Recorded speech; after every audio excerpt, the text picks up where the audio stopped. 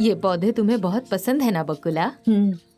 यही पौधे हैं जो मर्द और औरत में कोई फर्क नहीं समझते हैं। हमारे चीरू को भी पौधे बहुत ज्यादा पसंद है। घर में जहाँ देखोगे नजर आएंगे, सब वही लेकर आया है। इनकी वजह से घर अलग ही दिखता है। चीरू तो दिन भर मस्ती करता है। हंसे बिना हम लोग 1 मिनट भी नहीं रहते। आप एक बार अगर हमारे घर पर आओगे ना, तो फैक्ट्री वगैरह कुछ नहीं चाहिए ऐसा बोलकर वही रह जाओगी। वक्त निकाल कर एक बार जरूर आऊंगी। एक ही बार क्यों बकुला? बस तुम्हारे हाँ की जरूरत है। आद्या का घर तुम्हारा घर नहीं होगा क्या? हमारे चीरू की तो आद्या जान है। आद्या को भी हमारा चीरू बहुत पसंद है, लेकिन तुम्हारे बारे में सोचकर आद्या चीरू से मिलती नहीं है। इसीलिए हमने चीरू को आपसे मिलने भेजा।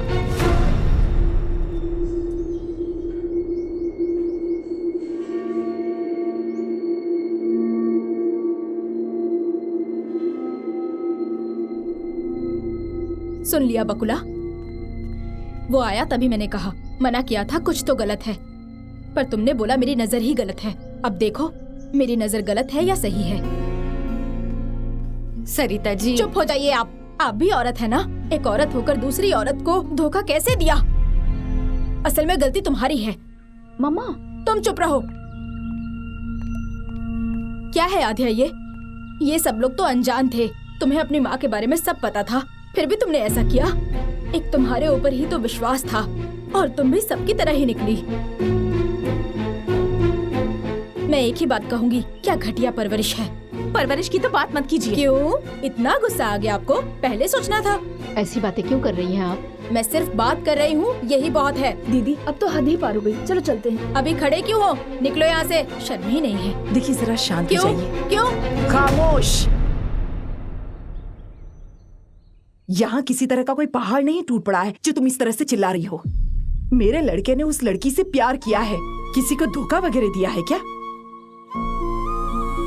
क्या किसी के साथ कोई बदतमीजी की है या किसी को गलत नजरों से देखा है तो बताओ। एक बार फिर से कहती हूँ, हम सब मेरे बेटे से बहुत प्यार करते हैं, उसे तकलीफ में नहीं देख सकते। बकुला, हमारे बच्चे हमारी इज्जत के बारे में सोच रहे हैं, हमारी खुशी के बारे में सोच रहे हैं। अगर सिर्फ एक बार तुम भी इनकी खुशी के बारे में सोचकर देखो।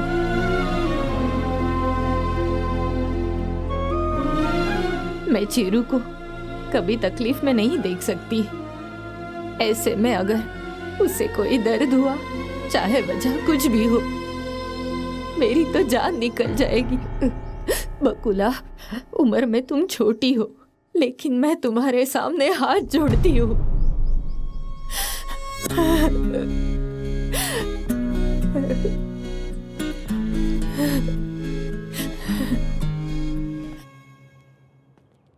आंटी, आध्या के फोन से मैंने ही आपको चीरू के लिए मैसेज किया था। आध्या इस बात से बिल्कुल अनजान थी आंटी। यहाँ आने के बाद आपके बारे में सोचकर उसने चीरू को यहाँ से जाने के लिए कहा, पर हम सबकी वजह से वो जा नहीं सका। इसमें आध्या की कोई गलती नहीं है, उसकी जिंदगी में आपके बाद ही कोई है।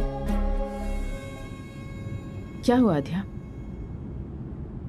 ऐसा क्यों पूछ रही हैं? तुम कहती हो ना मैं तुम्हारी दुनिया हूं। तुम आज जैसी भी हो उसका कारण सिर्फ मैं हूं। कहीं ऐसा तो नहीं कि अनजाने में मुझसे कोई गलती हो गई है जिसकी वजह से तुम्हारी दुनिया बदल गई है? मैं नहीं चाहती मेरी दुनिया बदले, और आपने कोई गलती नहीं की। आपके अलावा और कोई नहीं है मेरा, इसीलिए सिर्फ आपके लिए ही मैं वापस चीरू से मिलने गई थी। तुमने कहा था कि मेरी माँ के बारे में नहीं पता। सोचा था करीब आ जाऊंगा तो सब कुछ ठीक हो जाएगा। करीब जाने के बाद पता चला कि तुम ही करेक्ट हो। अगर अनजाने में तुम्हारी माँ के बारे में मैंने कुछ गलत शब्द बोला हो तो मुझे माफ कर देना। अब जैसे आया हूं वैसे ही वापस चला जाऊंगा। हर मर्द के बारे में समस्या अलग ही होती है। पर औरतों के बारे में समस्या अगर समझ लो तो बस वही सबसे बड़ा पुरस्कार है। I'll miss you.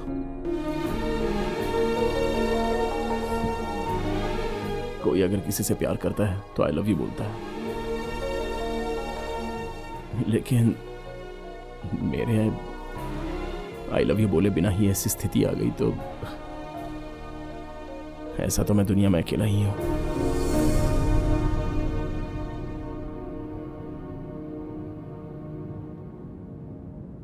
आज तक सिर्फ मैं ही आपके बारे में सोचती थी मम्मी, लेकिन इस बारे में मेरे अलावा और भी किसी ने सोचा, और उसके बाद ये सब हो गया।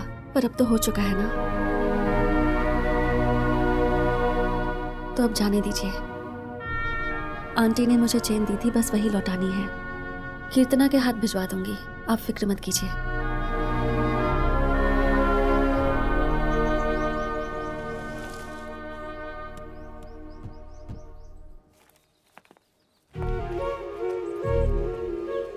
क्या बात है पद्मा, कौन है? ऐसे यहाँ खिड़की के पास खड़े रहकर क्या देख रही है?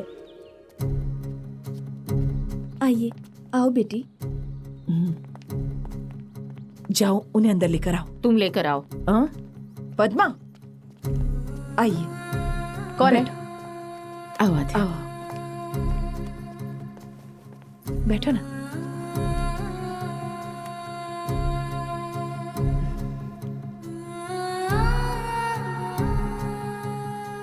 चीरू से नंबर लेकर तुमसे बात करने के बारे में ही सोच रही थी।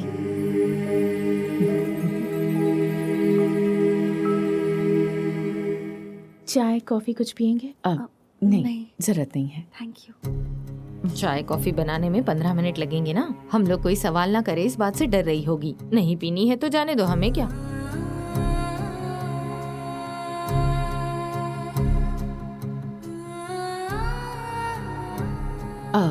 जब आप लोग आए थे तब आपकी चेन हमारे यहाँ रह गई थी, तो हमने सोचा कि आपको देते हुए जाए।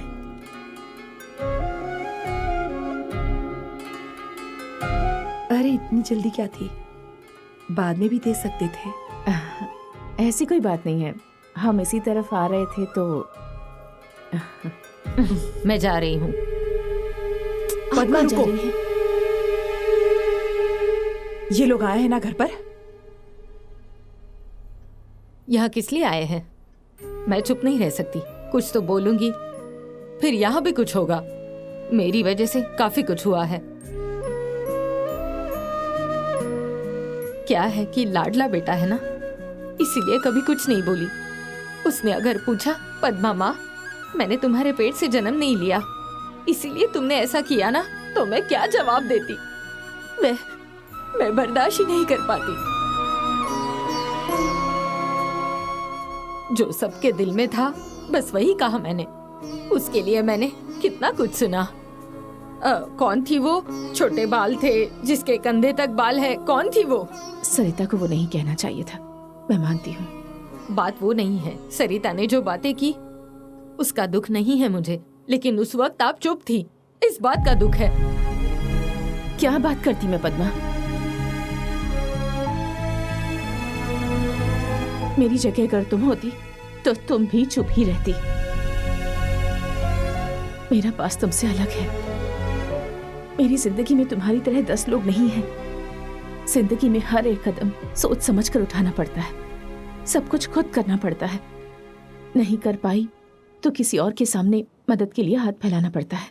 हर आदमी को औरतों की इज्जत करनी चाहिए, लेकिन मैंने एक ऐसे इंसान से शादी की जिसने मेरी कभी इज्जत नहीं की, इसलिए मर्दों से विश्वास उठ गया। मैं जिंदगी भर रोती रही। घर वालों ने भी मेरा साथ छोड़ दिया, किसी ने मदद नहीं की। रिश्तेदारों ने भी मुझसे मुंह फेर लिया ताकि आगे चलकर उनसे पैसों की मदद न मांगूं। किसी ने भी मेरी मदद नहीं की उस वक्त, सब दूर हो गए। लेकिन बिना रुके मैंने कदम आगे बढ़ाए। एक एक कदम मेरे लिए मुश्किल था। जब जरूरत के वक्त पर अपनों ने ही मुझसे मुंह फेर लिया तो मैं किस पर विश्वास करूं? इसलिए मैंने सबसे रिश्ता तोड़ लिया। बहुत सालों के बाद चीरू पर विश्वास किया, आप लोगों के करीब आई। तो फिर मैं उस दिन क्या कहती? तुमने क्या एक्सपेक्ट किया था पद्मा? हाँ, बकुला, तुम अकेली हो और हम यहाँ 10 हैं और 10 के 10 सब बराबर हैं। चिरू चाहता था कुछ भी कर सकता था। हमारे लाख मना करने के बावजूद वो किसी से भी शादी कर सकता था। आद्या भी चाहती तो यही सोच सकती थी, लेकिन इसने सोचा कि तुम बिल्कुल सही हो, तुम्हारे अलावा इसका और कोई भी नहीं, इसलिए चिरू को भूल जाने को कहा। इन दोनों ने खुद से ज्यादा हमें इंपॉर्टेंस दी है। अपने प्यार के बारे में ना सोचकर हम लोगों के बारे में सोचा। ऐसे बच्चे तो बड़ी किस्मत वालों को मिलते हैं बकुला। हम तो इनका भला चाहते थे कि ये खुश रहें, बस यही सोचा था हमने। क्या मैंने ये नहीं सोचा कहीं मैं दुखी ना हो जाऊं इस वजह से? इसने अपनी खुशियों को नहीं बांटा। मैंने इसके साथ गलत किया, पर इसने अपना गुस्सा भी नहीं दिखाया। अंदर ही अंदर घुटती रही बस। इतनी तकलीफ देने के बाद भी भगवान ने मुझे ऐसी बेटी दी, ये जानने के बाद तो मम्मी, ये सब अभी क्यों? आज मुझे मत रोको। अगर आज मैंने ये सब नहीं कहा तो तुम्हारे साथ नाइंसाफी होगी।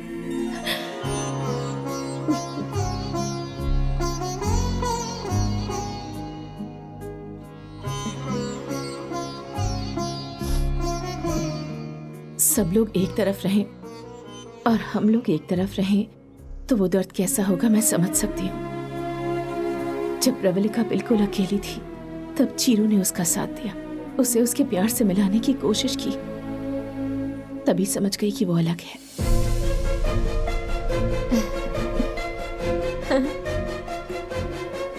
वो औरों जैसा बिल्कुल नहीं, खुद चलकर सामने आया। उसने ये मेरी बेटी के लिए किया होता तो शायद मैं उसे कभी माफ नहीं करती। उसकी वजह से मेरे और राधिया के बीच कोई दूरी ना आए, इस वजह से आपका बेटा चीरू अपने प्यार का बलिदान करने से पीछे नहीं हटा। उसी वक्त मुझे समझ में आया कि अगर कोई औरत कुछ समझ सकता है तो वो सिर्फ चीरू है। अब तुम्हें सब पता चल गया है तो हमारे चीरू को अपनी आद्या दे सकती हो ना? आपसे भी ज्यादा ख्याल रखेंगे हम इसका, हमारी आद्या का। दोनों की जोड़ी राम सीता जैसी लगेगी। शादी करवा दीजिए ना। हम चीरू को दुखी नहीं देख सकते, प्लीज मान जाइए ना। दुखी? वो दुखी है क्या? हम सब यहाँ खड़े होकर उसके बारे में इतनी बातें कर रहे हैं और वो कहाँ है? इतना इमोशनल डिस्कशन यहाँ चल रहा है और वो घोड़े बेचकर अंदर सो रहा है। वो बिल्कुल दुखी नहीं है। अब फिर से इसको क्या हो गया? ना उसे दुख है ना उसे मुझसे प्यार है। चलिए मम्मी चलते हैं। अरे बेटा, सब ठीक होने के बाद इन औरत लोगों का ना। नहीं, कौन बोला मैं सो गया हूँ? हाँ? कौन बोला मैं सो गया हूँ? 4 महीने हुए मुझे सोए हुए। पता नहीं कौन से मुहूर्त में इसे देखा था, तब से नींद ही नहीं आ रही है। आंखें लाल क्यों पूछती हो? तो शैम्पू आंखों में गिर गया, ऐसा झूठ बोलना पड़ता है मुझे। छी छी, अभी तक मेरी शादी नहीं हुई तो इसकी वजह सिर्फ तुम ग्रेट औरतें हो, और उसके अंदर अभी आपका एडिशन हो गया है, और ये तो बहुत महान है। क्या कह रही थी मुझे कि मेरी माँ ही मेरी सबसे बड़ी दुनिया है? इतना बोल दिया तो हो गया क्या?